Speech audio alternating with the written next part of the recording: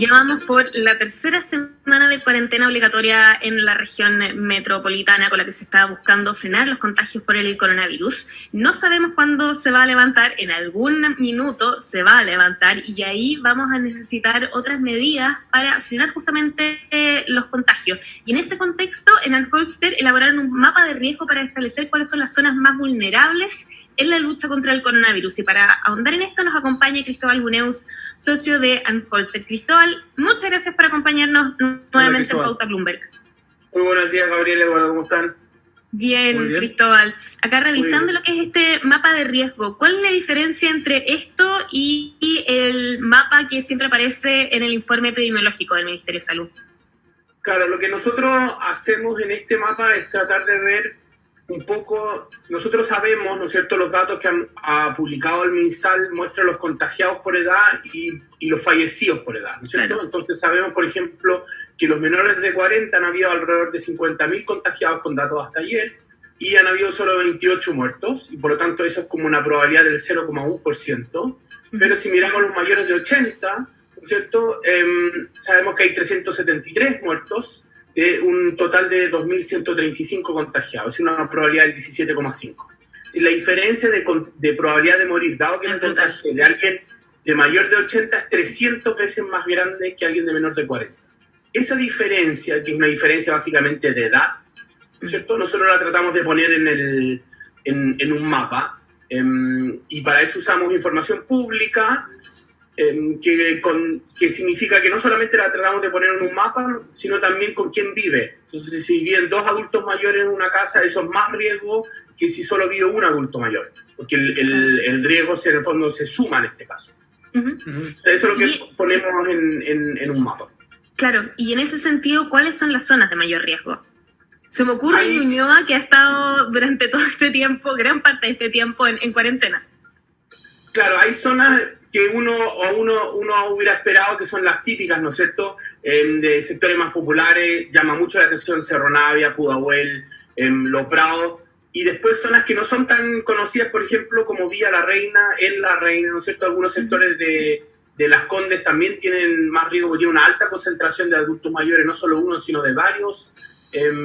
San Ramón también llama la atención. Entonces, esto no es algo que esté disperso parejamente entre las comunas ni dentro de una comuna, y nosotros estamos haciendo este mismo ejercicio con otras ciudades de Chile, Viña, Valparaíso, el Gran Concepción, y se ve un poco lo mismo que se ve en Santiago, que este grupo de personas con más alto riesgo no está todos concentrados en un mismo lugar, sino que está disperso entre las ciudades, pero también en una misma comuna. Cristóbal, saludos al resto de la familia. Gracias. Los gajes de trabajar en familia durante la pandemia.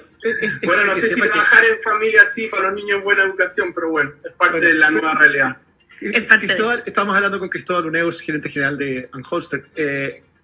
Lo que quería preguntarte es sobre qué política pública, qué medida específica se puede deducir de esta información. Hay un grupo grande de políticas públicas que tienen que tomar esto en consideración. Desde uno, lo que está haciendo el gobierno de ir a repartir las cajas de días de alimentos, ¿dónde debo partir? ¿Cuáles son más urgentes? Debería partir por los adultos mayores, que tienen más riesgo, que salen menos, debería partir por ellos. Pero también está el tema del testeo masivo, el apoyo económico que los economistas, ¿no es cierto?, con Colmet propusieron. ¿Dónde debería yo pagar primero?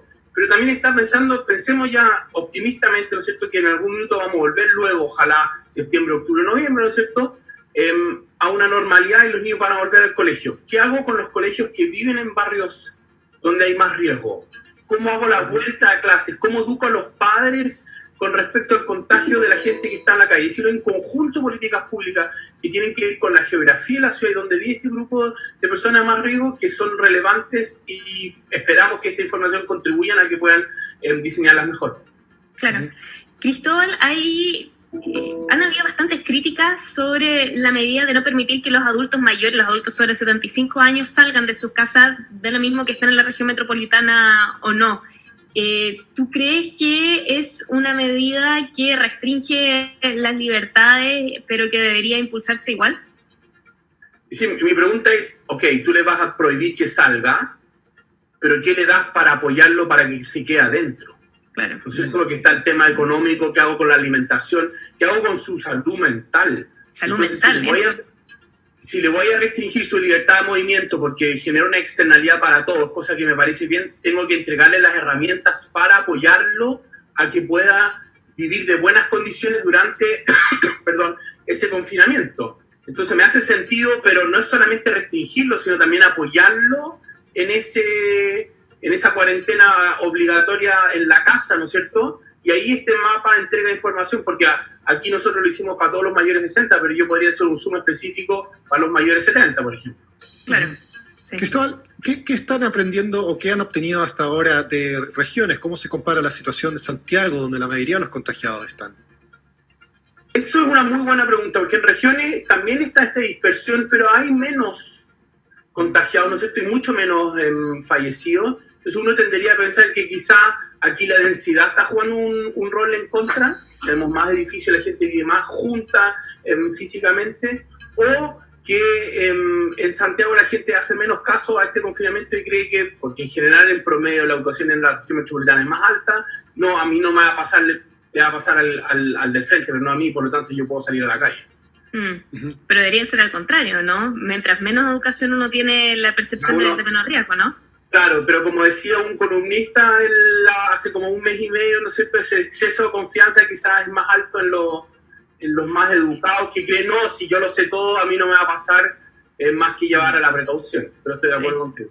No, absolutamente, lamentable. Cristóbal, además de diseñar estos mapas de riesgos para la región metropolitana y también para regiones, en Anholster estuvieron revisando cómo se están movilizando también en algunas, entre ciudades, dentro de la ciudad, en medio de estas medidas de cuarentena. Y ahí hay hartas diferencias entre algunos sectores y otros. Claro, este es un trabajo que hicimos con Pauta, con Eduardo, y lo que se ve que es muy interesante. Se ve que comparamos, por ejemplo, a mí me llamó mucho la atención, comparamos Santiago con Bogotá, Buenos Aires, Lima y Sao Paulo, y se ve, por ejemplo, en Buenos Aires que tuvo cuarentena obligatoria desde más del inicio, ¿no es cierto? El tráfico cayó mucho más, el tráfico del trabajo que destaca Google cayó mucho más en Buenos Aires que en Santiago. Entonces, claro, en Santiago al principio fue la prohibición, se suspendieron las clases, ¿no es cierto? Pero las cuarentenas obligatorias eran muy acotadas, entonces cayó mucho más en Buenos Aires que en Santiago. Y a medida que iba pasando el tiempo, en Buenos Aires empezó a aumentar la movilidad del trabajo y en Santiago se mantuvo constante, cayó ahora último en mayo producto de las cuarentenas mayores. Entonces ahí han habido efectos distintos producto de las políticas que han implementado ya sea los países o los gobiernos regionales. Pues Argentina es un gobierno, ¿no es cierto?, un país federal, ¿no es cierto?, y por lo tanto hay diferencias entre las regiones. Y eso me llamó la atención. Y la segunda cosa que me llamó mucho la atención es que ese menor movimiento en Buenos Aires hacia el trabajo se tradujo en mayor movimiento en las áreas residenciales. Y las personas de Buenos Aires se quedaron más en sus barrios, fueron menos a la oficina, pero se movieron más en su barrio. Sacaron a vaciar a los niños ahí. Claro, a diferencia de santiaguino, que se fue más al trabajo y se movió menos en su barrio, el de Buenos Aires lo hizo al revés. Cristóbal, ¿y se pueden sacar conclusiones de lo que comentábamos antes, que las personas también se quedarían en sus casas si es que hubiesen políticas públicas que les permitieran quedarse en las casas, o no hay una relación ahí en los datos? Yo creo que es interesante ver qué va a pasar ahora, porque el 24 de mayo se empezó a pagar el ingreso de emergencia que aprobó el Congreso. Entonces uno hubiera esperado, si el problema de que la gente salga a la casa es económico, después del primer pago debería bajar el número de movimientos. ¿Y eso se ha visto? No sé si se ha visto porque los datos de Google estaban solo hasta el 20 o el 21, pero yo me imagino que más adelante, cuando esos datos estén públicos, quizás se va a ver una mayor caída en el movimiento producto del pago. Eso es algo que uno podría ver. Sí, vamos a analizarlo entonces cuando estén esas cifras. Cristóbal Uneu, socio de Anholster, muchas gracias por habernos acompañado hoy en Pauta Bloomberg. Muchas gracias, Cristóbal. Muchas gracias a ustedes. Buena semana. Que estés bien.